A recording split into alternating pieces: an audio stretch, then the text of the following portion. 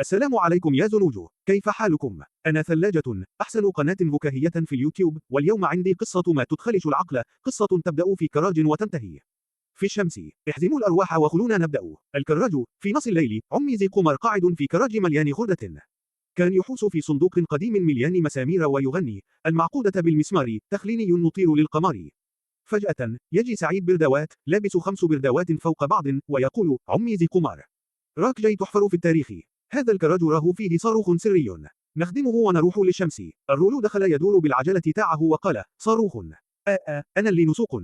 أنا عندي شهادة قيادة من الكراج تاع الحومة. عدة الصندة يظهر فجأة، في يده صندة طويلة يقول: يا زنوج، الصاروخ هذا راه عطشان، خليوني نصبه شوية بنزين بالصندة السحرية تاعي. توفيق رشيد يدخل جاري وبيده كرة ويصيح: لانا، قبل ما تقلعوا لازم ندير تحدي رشق النعال.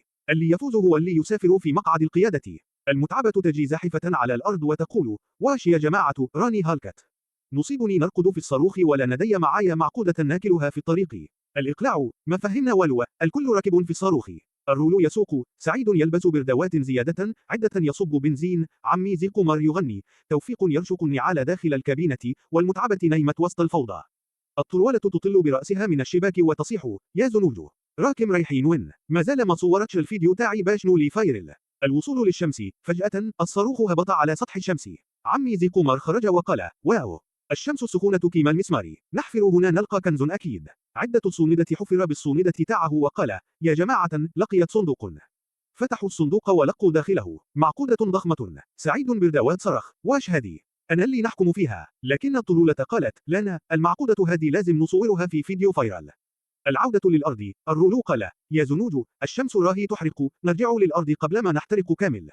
رجعوا للصاروخ، لكن المتعبة قامت فجأة وقالت: ما نرجعش، نخلي روحي هنا ناكل المعقودة. انطلق الصاروخ والمتعبة لاهية في أكل المعقودة. عمي ذي قمر يغني، سعيد بردوات يحاول يلبس بردوات جديدة، الطلولة تصور فيديو، عدة يصب بنزين في الكابينة، وتوفيق رشيد ما زال يرشق النعال. النهاية. رجعوا للأرض وهبطوا وسط الحمة. عمي ذي قمر قال: يا زنوج، الشمس سخونة، لكن معقودتها ألذ. ثلاجة ختمت وقالت: يا زنوج، كانت هذه قصتنا الفوضوية. نلقاكم في حلقة جديدة مع طرلة جديدة. سلام.